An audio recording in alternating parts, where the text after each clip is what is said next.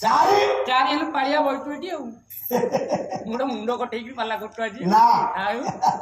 ହସୁଛ ତା ନୁହଁ ଆଉ ଦୁଇ ଦି ଅକ୍ଷର ହରି ହରି ଦୁଇ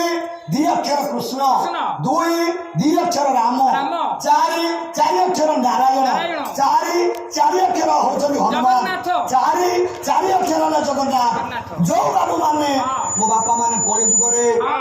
ହରିନାମ ଭଜିବେ ହରି ଦି ଅକ୍ଷର ବେଶ କୃଷ୍ଣ ନାମ ଭଜିବେ କୃଷ୍ଣ ହେଲେ ଦି ଅକ୍ଷର ଦି ଅକ୍ଷର ରାମ ନାମ ଭଜିବେ ରାମ ହେଲେ ଦି ଅକ୍ଷର ନାରାୟଣ ନାମ ଭଜିବେ ନାରାୟଣ ଚାରି ଅକ୍ଷର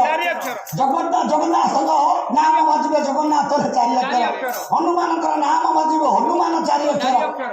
ମହାଦେବଙ୍କର ନାମ ଭଜିବେ ମହାଦେବ ବି ସେଇ ଚାରି ଅକ୍ଷର ଅକ୍ଷରକୁ ମିଶା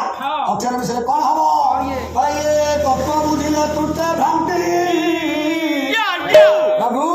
ଇଏ ଭବସା କରୁ ତରି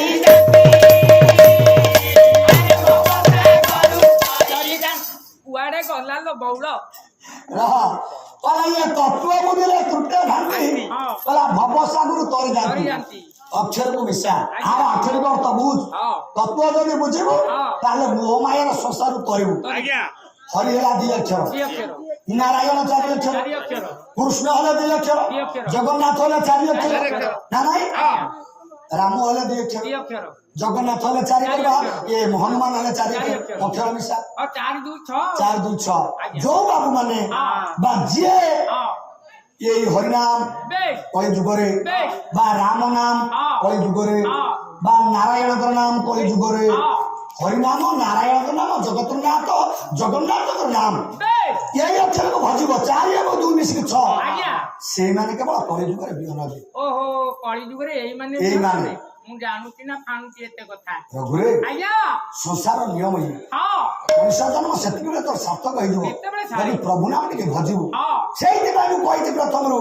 କହିଲେ ନାମ ଭଜନରେ ମହାଲାଭ ସଂସାର ସମୁଦ୍ରକୁ